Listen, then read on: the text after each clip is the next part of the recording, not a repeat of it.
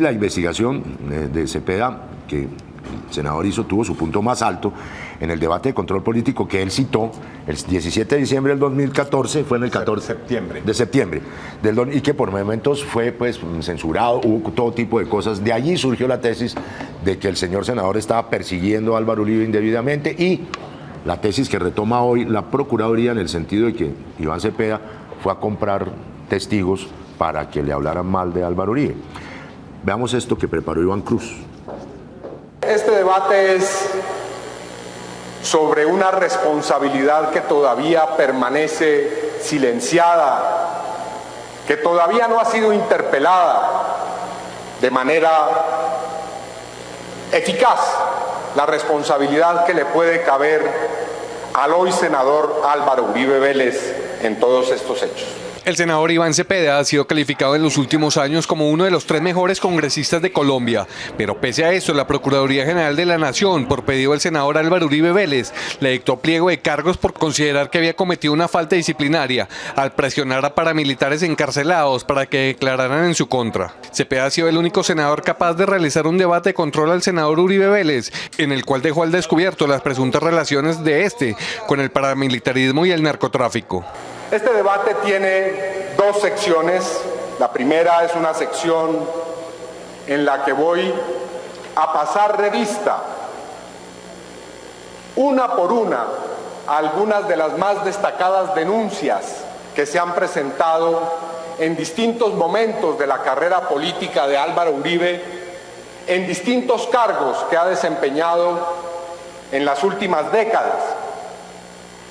Y posteriormente, en una segunda sección, voy a hacer un muy breve compendio, un muy breve análisis de cuáles son los elementos de carácter judicial que se desprenden de esas denuncias. Cepeda ha indicado que visitó a varios paramilitares por pedido de estos, porque su vida corría peligro en sus lugares de reclusión. Hemos entendido que su padre se vinculó temprano a la hacienda Guacharaca. Sí, del 86, la matanza de José de San Roque, una masacre. ¿Y quién hizo esa masacre? Pues todo es ordenado por Álvaro Uribe. En el debate del 17 de septiembre del 2014, otros congresistas también señalaron a Uribe Vélez vehementemente, y Uribe fue criticado al no quedarse a responder por los graves señalamientos. Me retiro transitoriamente para dirigirme a la Corte Suprema de Justicia. ¡Qué vergüenza da ver a un expresidente de la República huyendo a las carreras por los corredores del Congreso como sanguijuela por alcantarilla! Ver al doctor William Vélez Mesa, aliado político del doctor Álvaro Uribe, en campaña política con Pablo Escobar Gaviria.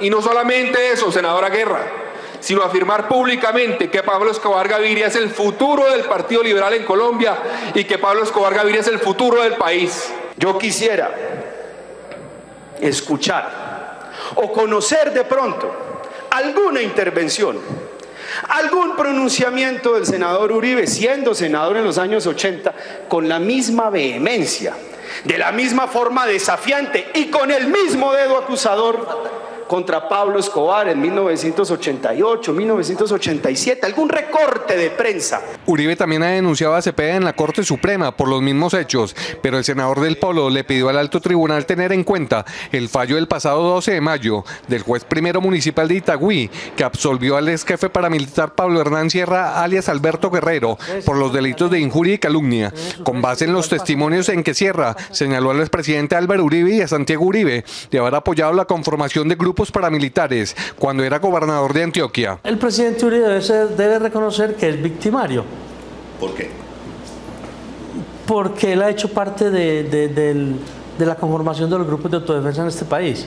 En la sentencia, el juez consideró que Sierra se había expresado de manera autónoma y bajo su pleno convencimiento, y que con ello no había afectado ni la imagen ni la honra de los hermanos Uribe Vélez. La Fiscalía General de la Nación tiene dormido el inicio del juicio contra Santiago Uribe Vélez desde hace más de un año por la conformación del grupo paramilitar Los 12 Apóstoles.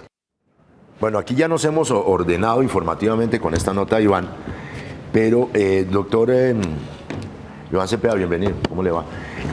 Sería bueno como hacer una mínima cronología de los fáctica de los hechos que conducen a que el señor procurador le habla pliego de cargos. Es decir, usted estaba en esa investigación, hubo uno, no, 2 debates. ¿Cómo es ese contexto de eso? Bueno, en septiembre de 2012 yo recibo esta petición del señor Pablo Hernán Sierra, a quien acaban ustedes de escuchar, pidiendo que lo visite en la cárcel de Itagüí, y ahí él me narra toda la historia del bloque Metro. ¿Él quería hablar? Él había hecho una solicitud escrita para dar un testimonio. Y efectivamente ese testimonio se recogió y ahí el señor Sierra cuenta una historia muy detallada de cómo en su finca los hermanos Uribe Vélez decidieron, para resolver esa disputa que tenían con el Ejército de Liberación Nacional, primero con las FARC y después con el ELN, un bloque local o un frente local, crear un grupo paramilitar. Y efectivamente ese grupo paramilitar comenzó a actuar, primero se conformó con, digamos, una decena de hombres, después adquirió ya una gran magnitud y se convirtió en el bloque Metro, que efectivamente llegó hasta Medellín incluso. ¿Tenía que ver con convivir ese origen de los primeros, no?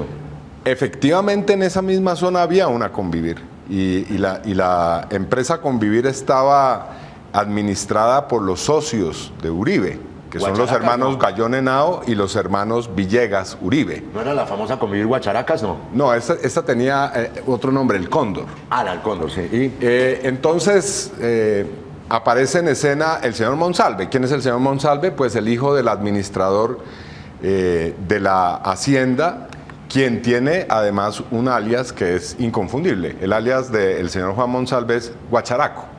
Vamos, difícilmente negar dónde actuaba. Y entonces el señor Monsalve también pide que se le tome una declaración y que se haga la denuncia. Yo presento todos los hechos ante la Fiscalía. Iván Cepeda, en ese momento, usted, desde el punto de vista de intencionalidades ahí, ¿qué entiende usted? ¿Que por qué quieren hablar, etcétera? No, estos señores estaban... ¿Que es ahí donde proviene la denuncia del procurador de decir que usted los forzó, los compró, etcétera? No, estos señores estaban dispuestos a hablar, tenían motivos personales y también motivos de seguridad. Digamos, ya había intentos por desaparecer judicialmente el bloque Metro Zona Rural. Se quería decir que el bloque Metro había sido simplemente una creación urbana y que el señor alias 00 era el comandante de ese bloque y que no había existido una historia en la población de San Roque y de Providencia, donde queda la hacienda Guacharacas. Entonces, ¿qué es de quién la hacienda Guacharacas? Bueno, en ese momento era de los hermanos Uribe Vélez y de los hermanos Gallón Henao. Los hermanos Gallón Henao, uno de ellos, Santiago, es confeso paramilitar. Él se desmovilizó debidamente y hizo una exposición muy detallada de su paso por el paramilitarismo. Y también en esa zona estaban los hermanos Villegas Uribe. Uno de ellos, alias Tubo, le decían Tubo, yo no había entendido por qué le decían Tubo, pero el señor Sierra me aclaró que era porque pinchaba el tubo que atravesaba la hacienda Guacharacas y le sacaba gasolina. Era él el jefe de lo que se llamaba el cartel de la gasolina. Bueno, ese señor fue asesinado por los propios paramilitares y era también socio de Álvaro Uribe, de Santiago Uribe. Bueno, con todos esos asuntos yo fui a la Fiscalía y la entonces fiscal Vivian Morales le entregué esos testimonios, por supuesto, como era mi deber. Y entonces pasó el tiempo y atentan contra el señor Monsalve en la cárcel en la que estaba. Él estaba en Cómbita y hubo que trasladarlo a la cárcel La Picota. Se solicitó porque le habían hecho ese atentado. Entonces, en ese momento, y ya estamos hablando del primer semestre de 2013, yo decido hacer el primer debate.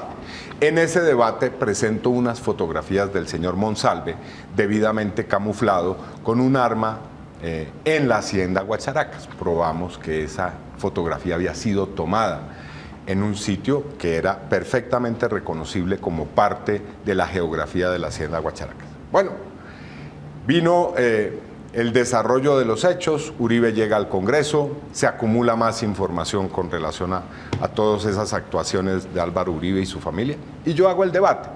Ese debate fue realmente una especie de ascenso al Calvario.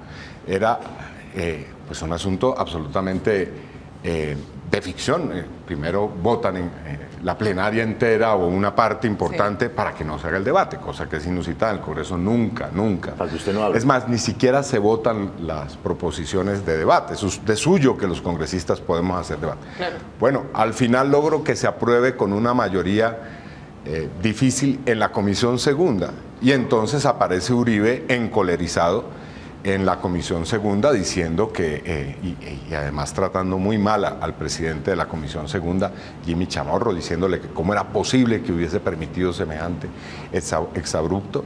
Y a los pocos días soy recusado ante la Comisión Ética del Senado. Y comienza una discusión terrible de si se puede o no se puede hacer el debate. Al final la comisión toma una decisión también surrealista. Se puede hacer el debate, pero sin mencionar a la persona que es objeto del debate. Cosa pues que también entra a ser parte de toda esta historia. Como un articulito. Sí, es una cosa absurda. Cuando yo vi esa decisión dije, no, pero esto no puede ser en serio. Yo dije, pues, están tomando del pelo realmente. Sí, no tiene ningún sentido. Se hace el debate, Uribe hace una, digamos, escena, se sale de la plenaria, se presentan todos los elementos y por supuesto comienzan a llover las demandas, denuncias, quejas después del debate de Uribe mismo y de gente de su entorno. Me entablan una pérdida de investidura ante el Consejo de Estado, una denuncia ante la Corte Suprema de Justicia y se refuerza esta queja ante el procurador. Uribe ya había comenzado esta queja con relación a los testimonios de Monsalve y Sierra, pero ahora en medio de esta investigación supuesta del procurador van apareciendo estos dos señores con quienes yo efectivamente había tenido una entrevista sobre, ellos también pertenecen al bloque Metro, sobre su situación de seguridad. Ellos habían pedido. Pero perdón, doctor Iván, para precisar, de lo que lo acusa en esa cabeza de proceso la Procuraduría es que usted fue y le pagó.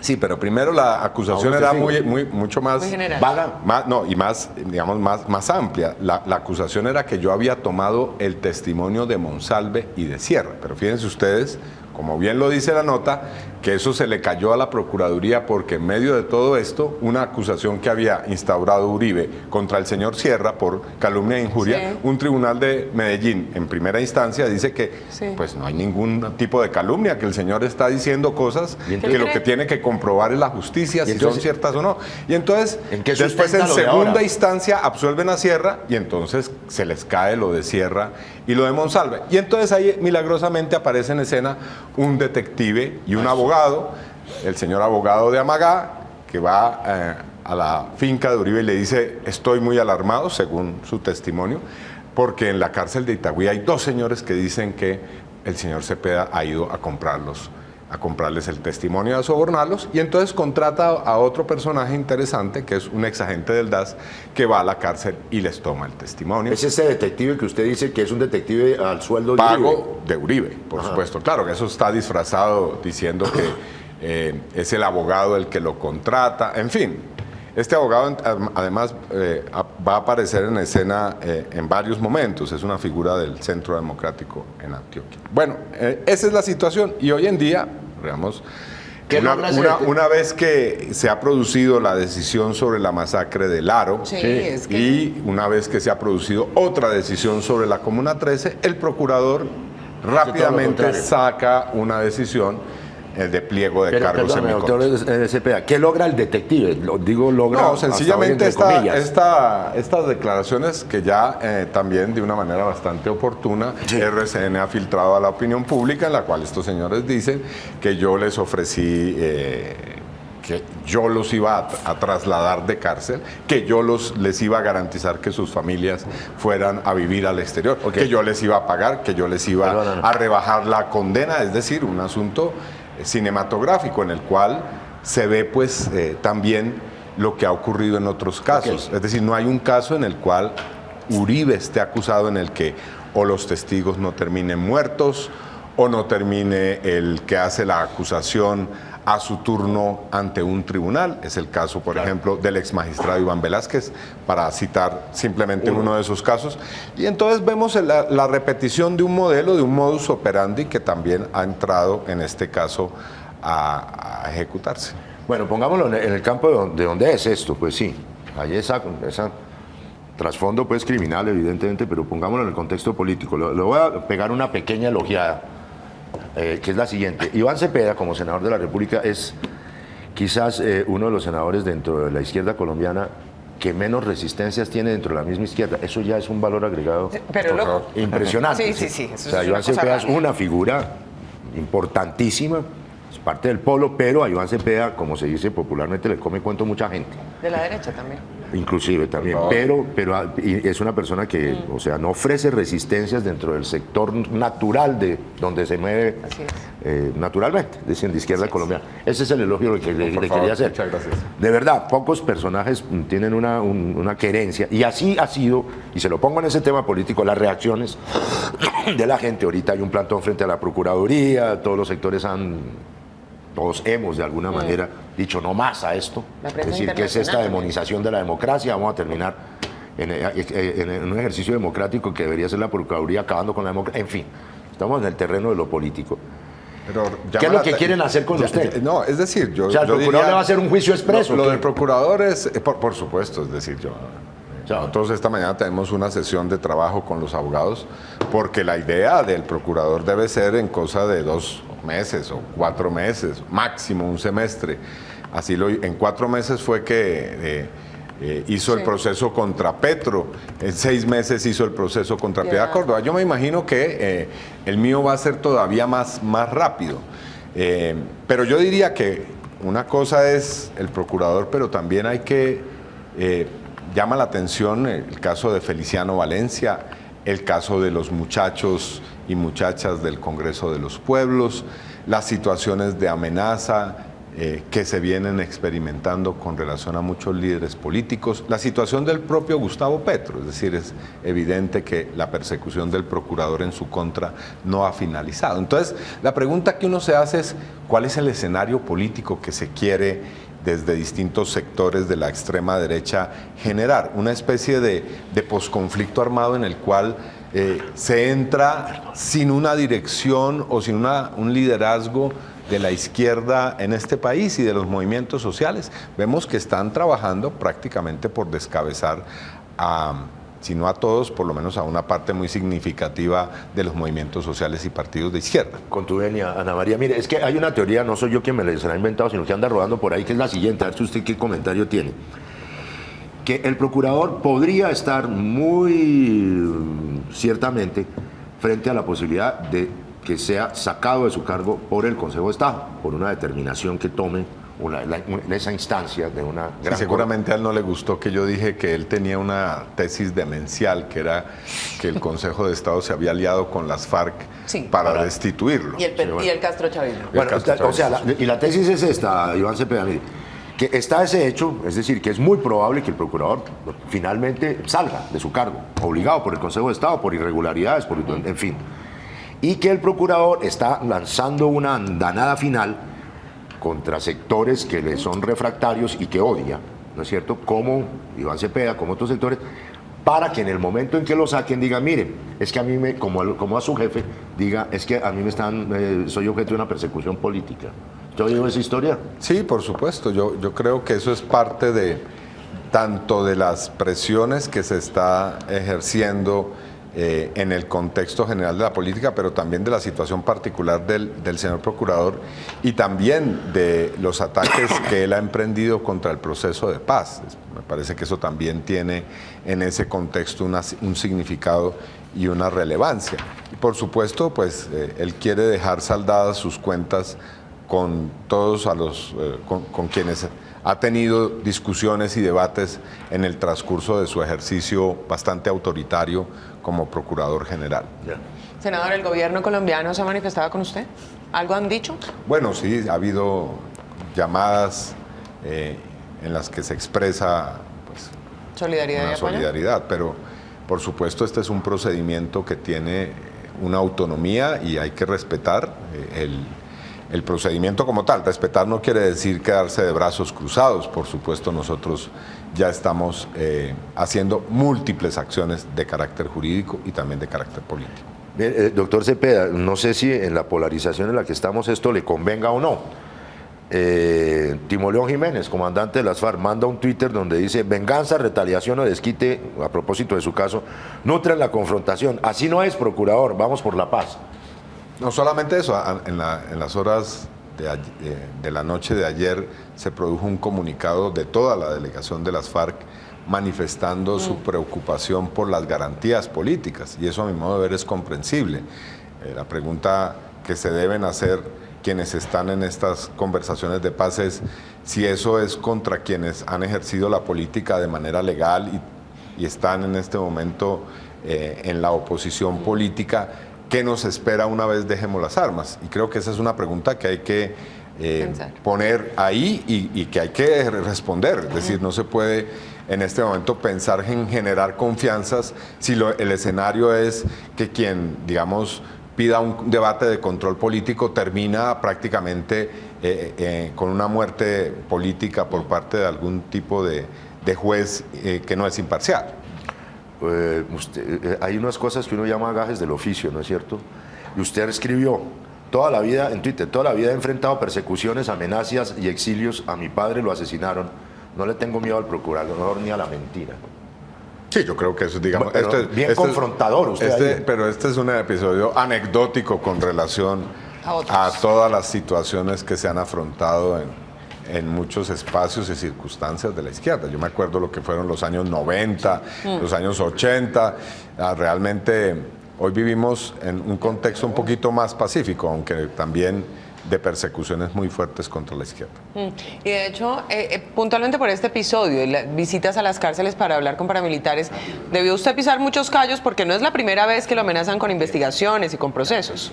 Sí, aunque a mí me parece un poco ingenua el montaje, es decir, es un montaje mal hecho e ingenuo, porque, digamos, si uno quisiera realmente hacer una especie de expediente y de proceso contra Álvaro Uribe, no necesitaría ponerse a buscar con lupa, como si fuera una aguja en un pajar, a un paramilitar que hable contra Uribe, porque son decenas. Realmente, en el debate yo hice una cuenta parcial y encontré 24 testimonios de paramilitares que están en las cárceles y que han hablado ya, y con lujo de detalles, no son hechos, digamos, generales, abstractos, ¿no?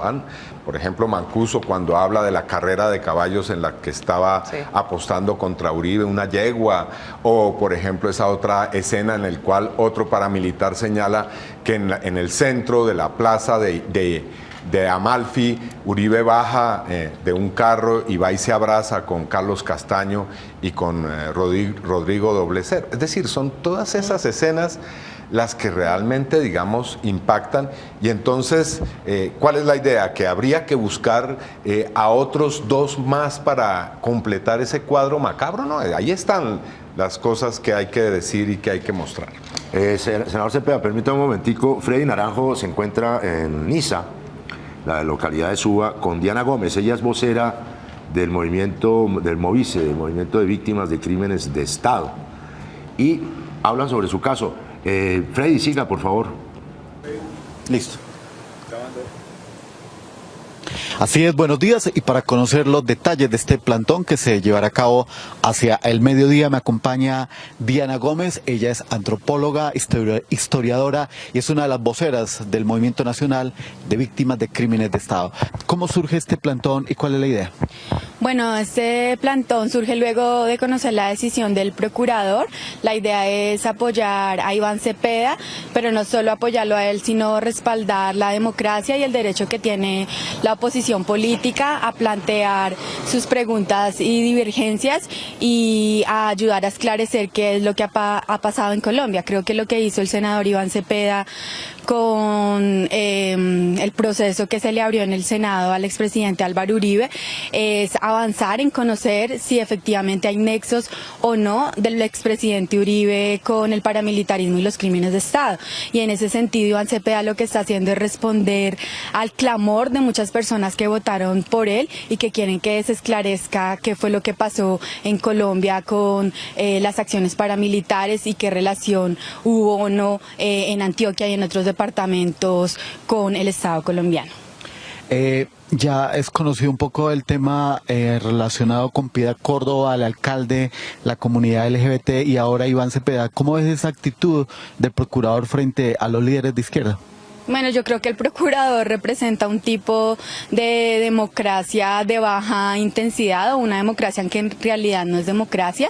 La gran pregunta con esas acciones del procurador es si quienes son diferentes en términos políticos y de orientación sexual tienen derecho o no a ejercer sus derechos políticos en Colombia. Y la gran pregunta también en medio de un proceso de paz es si quienes hacen parte de la izquierda, del polo democrático, de los progresistas, de los liberales de izquierda, pueden o no contribuir a una mejor Colombia desde la participación política en instancias como el Senado, las alcaldías, las gobernaciones. Muchísimas gracias a Diana Gómez. Ya escuchábamos, será allí al mediodía, diferentes organizaciones de derechos humanos y se espera una alta presencia. Información desde el norte de Bogotá. Freddy Naranjo retornó con ustedes a estudio. Muchas gracias, Freddy. Para terminar, senador Cepeda, la gente del Movice no quieren lo que no queremos muchos colombianos, que es que usted deje de ser senador. No. Y que dentro de unos años usted no esté habilitado para ser presidente. Mire, yo me acuerdo de una figura, es como cuando uno no solamente lo echan del colegio, lo que se pretende, sino que luego le quitan el esfero para que no escriba en ninguna parte. Lo inhabilitan para entrar a otros colegios. Exacto. Eso es lo que pretenden, anularlo, matarlo a usted políticamente. Bueno, yo estoy preparado para cualquier clase de contingencia y lo primero es de agradecer al movimiento de víctimas y a muchas personas y organizaciones que han expresado su solidaridad en este momento y también a mis electores. Yo quiero dirigirme a mis electores diciendo que no es solamente a mí a quien se viola los derechos, sino también a todas las personas que han ejercido el voto para llevarme al Congreso y creo que eso va a contar en estas circunstancias. Bueno, senador Cepeda, muchas gracias. Pues ahí está toda la problemática desatada por una búsqueda insaciable, desde luego, de la verdad sobre el paramilitarismo en Colombia.